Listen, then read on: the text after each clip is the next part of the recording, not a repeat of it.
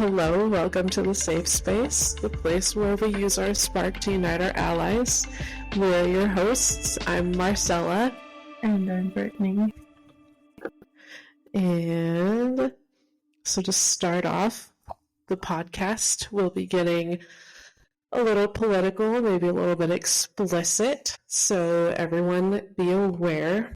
And we're starting this podcast because we felt that we needed to be more involved with activism and advocating for human rights, POC rights, healthcare rights, so on, all the good stuff. And unfortunately, with some recent developments in the political world, things are starting to look kind of bleak and scary, and plenty of people, ourselves included, are worried about what the future potentially is going to look like from here on out. We wanted to find a way to be more active as well as reach out to as many people as we can. With this being the first episode, we're just going to lightly touch on a few subjects and explain how they've affected people and how things could affect people in the future. In further episodes, we hope to explore more in depth how things are changing and what they look like, as well as the fears people may have. Okay, so first topic, discrimination. As Brittany mentioned, today's episode is just going to be us going over some topics briefly. And to start us off, we're going to talk about some of the things that the Trump administration has already done affecting people's rights that have created diversity or unease. And in 2017, one of the first orders that was set in place was a Muslim ban, and this was used to discriminate against Muslims and ban refugees. And following this order, there were 3 other orders signed into place that were viewed as sort of suspicious by civil rights organizations, and they were quoted as being for fighting crime, gangs, and drugs, to restore law and order and support the dedicated men and women of law enforcement. And right off the bat, there's definitely some racist undertones to those orders. Just the fact of, banning Muslims. And, of course, those have caused diversity and unease for people being affected by them. And just to add on to what Marcella said, the Muslim ban was used to discriminate against Muslim refugees as well as other travelers with their passports. There was no real basis for the order to be made, and it created hatred and fear.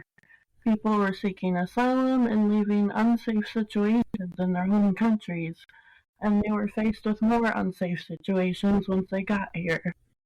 While this order was eventually overturned, you can't take back the harm it has already done. And with Trump heading into office again, he is looking to find another order that is very similar.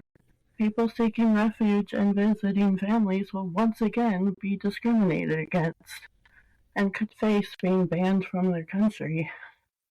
The Trump administration always talks about wanting a more secure border, except they are always the ones not passing the bill that would protect citizens even more. Yeah, that's so ridiculous to me, because that was the Biden and Harris administration that had set up the bipartisan bill? Yeah. To help with protection for the border, and they're the ones that shut it down. Yeah, they worked very hard on that, and then the Republicans said no so that they can whine about it. Yeah, what's the point? That didn't make any sense. Why shut it down? That's what they're all about, is having a more secure border, more rules. Why shut this down then? Because that was going to make it more secure. Exactly, and it would have given them exactly what they wanted. Right. They're just babies. And then the thing about, even Muslims with passports, just coming to visit their families, what is What is that about? Why? Who cares if they want to come visit their family? Let them. Right? It makes no sense. No, it really doesn't. I feel like they just can't ever make up their minds on anything and they just want to whine about it, like you said. I want to take us back to when everything was great for white people. Yeah, I don't want to go back to when things were great for white people. I'm not a white people. I am, and this, I don't get it. You're one of the good ones. Okay, so going back to the orders that were like more pro law enforcement, that would be a great idea to have, more people fighting crime and gangs and drugs. Unfortunately, police are relatively notorious for targeting people of color, which we've seen a lot over the recent years, especially everything that went down with George Floyd. And this just unfortunately seems to be a recurring thing. So those orders, wanting more to do with law enforcement, I can definitely see why civil rights organizations were kind of suspicious about those. Because, I mean, the police kind of suck. Yeah, there's some good ones, but only some. Well, it's that saying that like one bad apple ruins the bunch or whatever. It's like that. Like you can be a good cop, but like because there's so many other bad cops out there, it just kind of ruins the whole thing. Very true. I also would add on that their training is literally like to kill instead of other defenses first. Right, and that should be more important is to learn how to like use not deadly force because that's not needed, I feel like majority of the time. Right, like if there is an instinct that calls for it, then okay, but most of them are not. Right. And then even some like retired law enforcement individuals saw the orders as a lock 'em up approach to law enforcement, and they even tried to talk like Trump's administration out of signing the orders, which is crazy to me that law enforcement people were even like, hey, don't do this. This is a bad idea. Right, that's insane.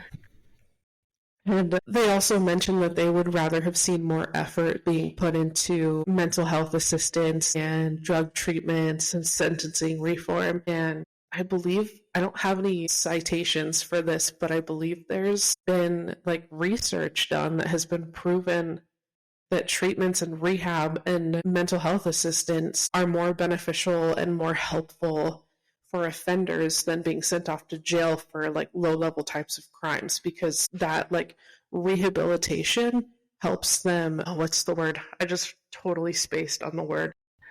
I can't think of it. Oh my god, I had it and then I was gonna say it and it totally just slipped my mind.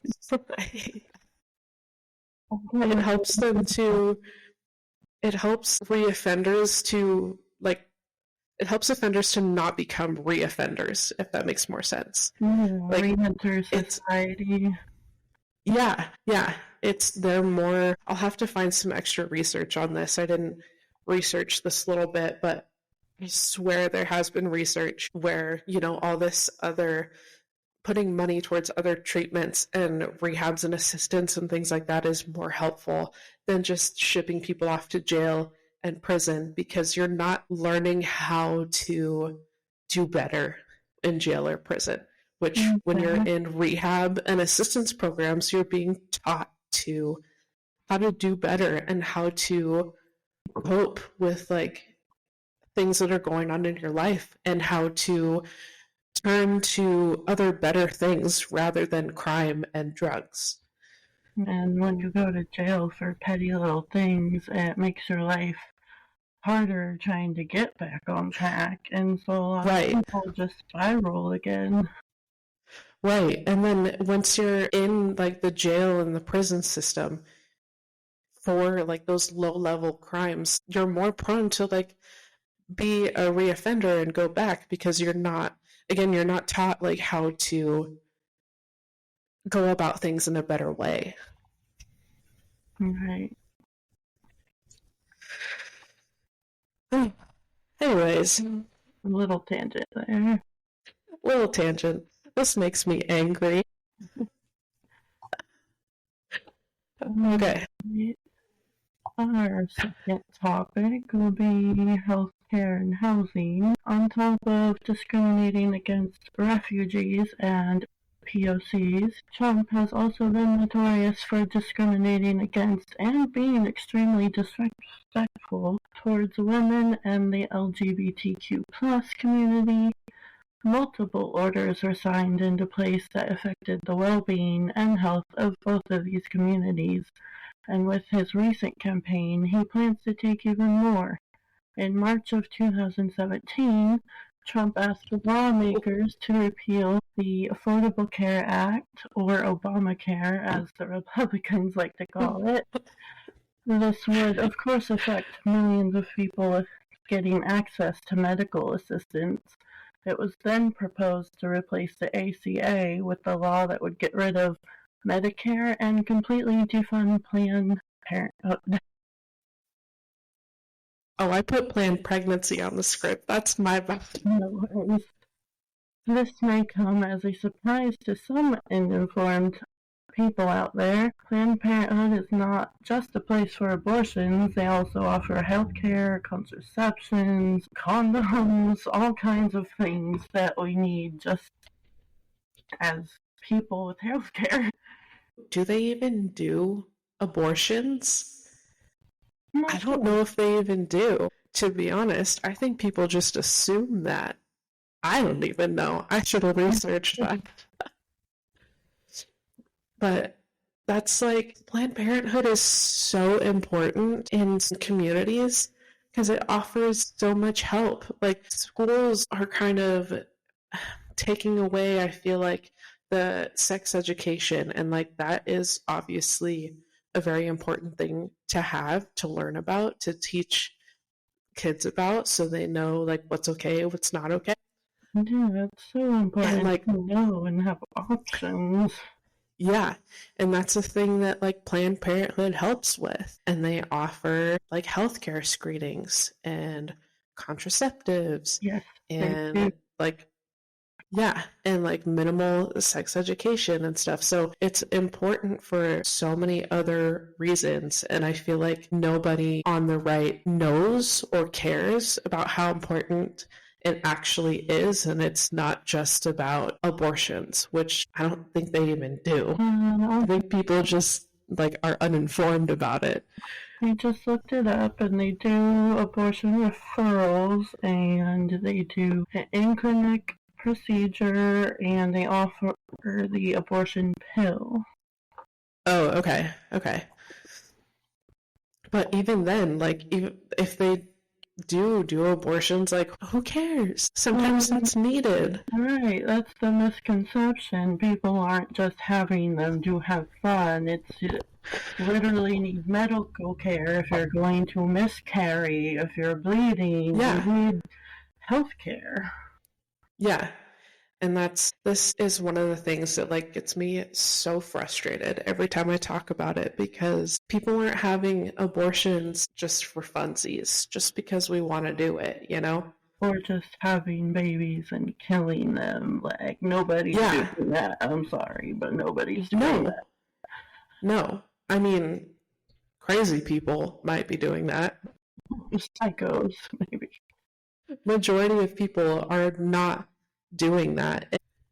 Also, another thing that like always gets me going is the fact that when you are pregnant for a certain amount of weeks or months, that fetus is not viable, and it's not really considered a human life until after a certain amount of time, because it's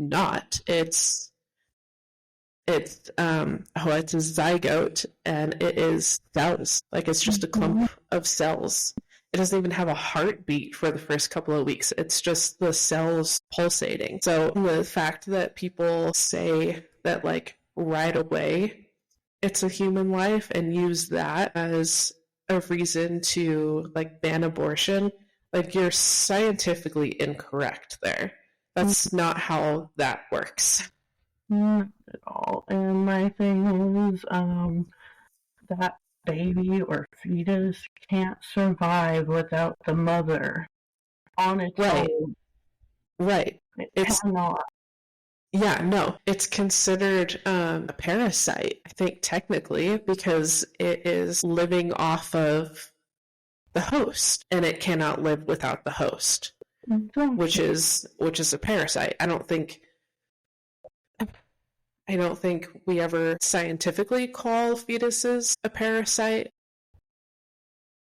No, but there's that word. Yeah. Sorry, that was really loud. But yeah, it's. I don't know. I don't. We literally have women losing their lives trying to save this fetus with a heartbeat, but yeah, it's gonna die. You're now risking the mother too, and yeah, the mother is already alive. Yeah. Like, there are so many times where pregnancies just aren't viable, like, ever, and you're gonna make the mother, like, carry that fetus and have to deal with birthing a stillborn. Like, how? That's so sad. That is so sad. And that's inhumane. Yeah. And that's so hard on the mother's body too, because you're growing this fetus inside of you, but it's not viable, and it's still trying to provide all the necessary nutrients to this unviable fetus. So it's like working overtime, and it can potentially kill the mother for carrying a fetus that they know is already not going to live. Exactly. And one example would be my own mother. Like, she almost died having me, and then she did have a miscarriage after me, which would have also killed her in today's times because of the laws. That's so ridiculous. I can't believe that this is actually an issue right now that we're having to fight for. This is... Yeah, our fucking mothers and grandmothers and great-grandmothers already fought for it for us. Right, yeah. And by the way, for anybody out there who believes that... Oh, excuse me, I had to burp. Anybody out there that believes that it was the Biden-Harris administration that took away Roe v. Wade, it was not. And while it did happen while they were in office, it was actually the Trump administration and the Supreme Court judges that he picked. They were the ones that overturned it. He appointed 3 Supreme Court justices that would do it for him, and he brags about it. So. And he's going to be appointing more, too, which is horrifying, because they're going to be the youngest on the Supreme Court, I think. So they're going to be there for fucking ever. Okay, anyways. I mentioned they also want to make it so you can't travel to another state if you need said abortion medical care. Yeah, I almost forgot about that. My God, this is crazy. Because now, like, even the doctors and stuff can, like, get in trouble for helping people with that. Right. I can't... So does that mean... What if it's like an Uber? You know, is the Uber driver gonna get in trouble? I mean, I would not be surprised. This is just wild to me. This is just absolutely wild. Yeah, and for anyone that wants to hold the doctors accountable, no, that's not their fault. No, No, it's not anybody's fault. This is okay. Anyways, moving on. So we're still in 2017. This was proposed in March of 2017 that the Department of Housing and Urban Development, or HUD, withdraw a survey that addressed homeless youth in the LGBTQ plus community. Now, according to HUD's own data, 40% of the homeless youth population belongs to this community. So that's a lot of people, nearly half. The survey was meant to address how the community was affected by the HUD program and how efficient it was. Due to the large percentage of youth being LGBTQ+, it is critical to HUD's mission to ensure that they are getting the help that they need. Once again, while this was reinstated, you still cannot undo the damage that it had already done to this community. That is still harmful to them. Yeah, and I'm sure they're still hurting from it. Yeah. Like, why? You can't. It's so sad trying to take away, like, people's housing. Yeah, I don't understand that. We're all people just trying to exist and live. Yeah. Yeah. Like, why? Just because somebody is different than you or loves someone differently than you doesn't mean they're any less than you, doesn't mean they don't deserve a home. I agree, and you don't have to like them, but why go out of your way to hurt them? Right. I've heard this saying before that disliking someone for being gay or whatever, part of the LGBTQ community is like being mad at someone for eating a donut because you're on a diet. I've heard that. Like, it's very accurate. Right? It doesn't make sense. Like, why are you going to be mad at somebody for living their life in a different way than you are? Right. Like, it doesn't matter. Makes zero sense. It's like, if I like vanilla ice cream, not everyone else has to like vanilla ice cream. No.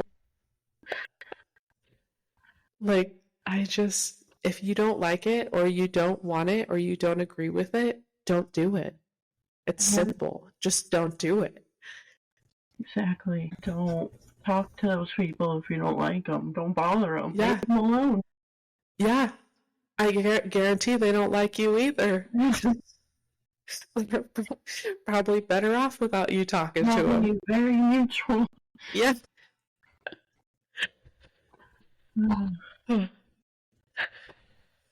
Over the years, Trump has tried to repeal the ACA.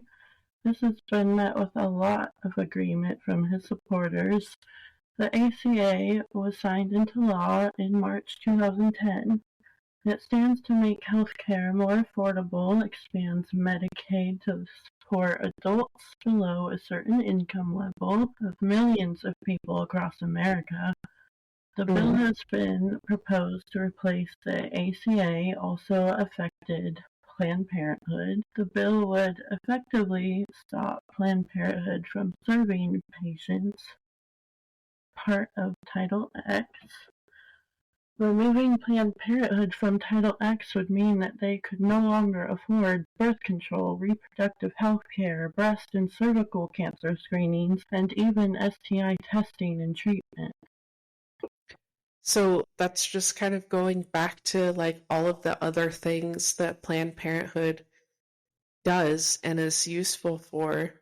That's not just abortions. There's so many other things that they do that are so important and that are so needed because it's affordable.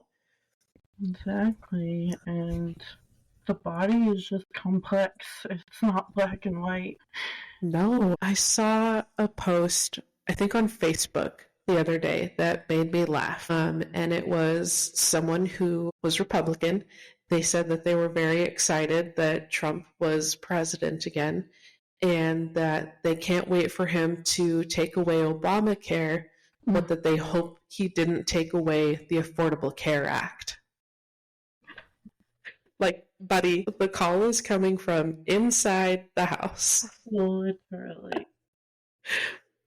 Like, and then he commented, like, someone commented, like, well, you know, the ACA is Obamacare, right? And then he commented underneath, like, oh, stupid Democrats giving the Affordable Care Act two names and calling it the Obamacare Act. Like, that was actually Republicans that called it Obamacare. No one's trying to deceive you over here. No. It cracked me up because it was like, the call is coming from inside the house, my guy. Y'all are the ones that wanted to call it Obamacare so that you could scare people away from it, make it think that it was, you know, this horrible thing because Obama was just so terrible, you know? I remember when that was like going around too, just, oh, the horrible Obamacare. Yeah. And like, if taking away the Affordable Care Act and like Medicaid, Medicare, there's so many people I know that are on Medicare and OHP. I'm on Medicare. I'm on OHP, and yeah, even though it doesn't cover everything, it helps a great deal. Yeah. Like, it just baffles me how much people don't understand how, like, healthcare and stuff works. Right. Because you're voting against your own interests. Like, he's taking away healthcare. Like, you're voting against. Sorry, with that, it's not just healthcare, but Social Security. People have been paying into that their whole lives, and he's calling that, what's it called, charity. That's not charity. Yeah. No, this man doesn't understand anything about charity. Not at all. Silver spoon in his mouth. My God. I can't stand him. Okay. So we've seen time and time again how things this administration have affected people in largely negative ways. Some of the things that Trump has proposed never have been signed, thankfully. However, they still have created discourse throughout the entire country. And these things still make the people involved scared and worried about what might happen the next time around. So we've just talked about a few of the issues he's created, but there is honestly so much more to dive into. The things that we brought up today, the things that I researched, were solely just from 2017. And this has been going on since then. There's a whole huge list of other things, other orders that he's signed of things that have been taken away from people. So there is definitely some backing into why people are so scared for this second time around, because we have proof that things have been taken away, that he has the potential to take away more rights. And with that, he's already promised to undo a lot of the things that Joe Biden has fixed. Right. And that's also horrifying, so I hope Joe Biden does what he can before he leaves the office. Right. This is another thing. This doesn't have to do with any of the topics from the episode, but the fact that people don't understand how government works and that things take a long time to come through. Like, a lot of the stuff that's happening right now is from the Trump administration because things take time. Mm-hmm. So this next time around, if there is anything good in, during Trump's presidency, it's likely going to be from things that the Biden-Harris administration put into place. Exactly. Just like he inherited a good economy from Obama the first Yeah. time. Like, that wasn't because him. No. And he still took credit for it, like as if it was.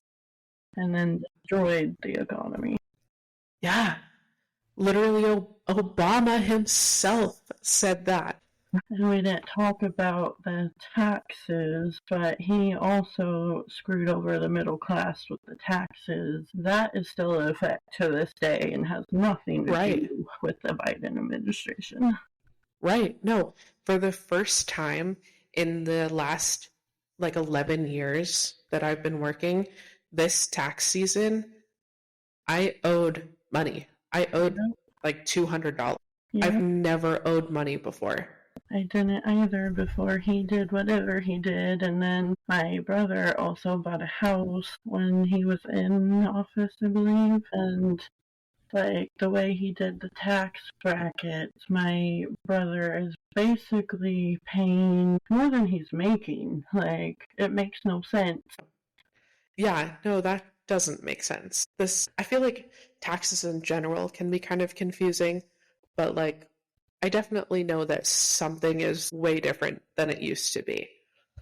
Yeah, and my mom knows taxes. She's seen it time and time again with her clients. Since he took office, people owed more or weren't getting anything back. It was a whole clusterfuck. Excuse my language. Yeah. Oh, we already said we're going to be explicit. We're good. Oh, I was going to say something. Oh, the tariffs, too. The tariffs that he plans to put in place. People are so excited about that, but they don't realize what that actually means. Who do you think foots the bill for those? Who do you think is going to pay those? Yeah, the consumer. There's already been companies that have taken away Christmas bonuses for people. They have laid people off because they're trying to save as much money as they can to afford those tariffs. And then what are they going to do to recoup that money? Raise prices. And so we get to pay even more. Great. I'm thrilled. So excited. I hope the people who voted for him are too. I already cry every time I leave the grocery store spending $100 on one bag of groceries. Can't wait. I hope more expensive eggs were worth it. Oh my god. The fucking eggs, bro. Didn't they get up to $15 at one point? I don't know. They got pretty expensive though. They got real expensive. Oh. Okay, let's see. You want to close out the rest of it? Yeah. Alright. With all of those topics we discussed today, we hope that with the upcoming episodes we can shed some more light on things that are come with this upcoming presidency. More people need to be aware of the things that he really intends to take away from the American people and how those things will affect yourselves and the people around you. Remember, just because it might not be affecting you directly doesn't mean that it's not happening or not affecting others. That's really important. Just because you're not seeing it doesn't mean it's not happening. No, and that's one thing that I love to tell people is just because it's not happening to you doesn't mean it's not actually happening. On that fun note, thank you for joining us here in the Safe Space. You can follow our show on thesafespace.libsyn.com. Social medias are coming soon. We have Facebook already, so if you want to follow us on Facebook, if you're not, it is The Safe Space. Stay tuned for more, possibly. Feel free to reach out to us with comments or questions at thesafepod@outlook.com. And remember to use your spark to help unite your allies. And we'll see you next time.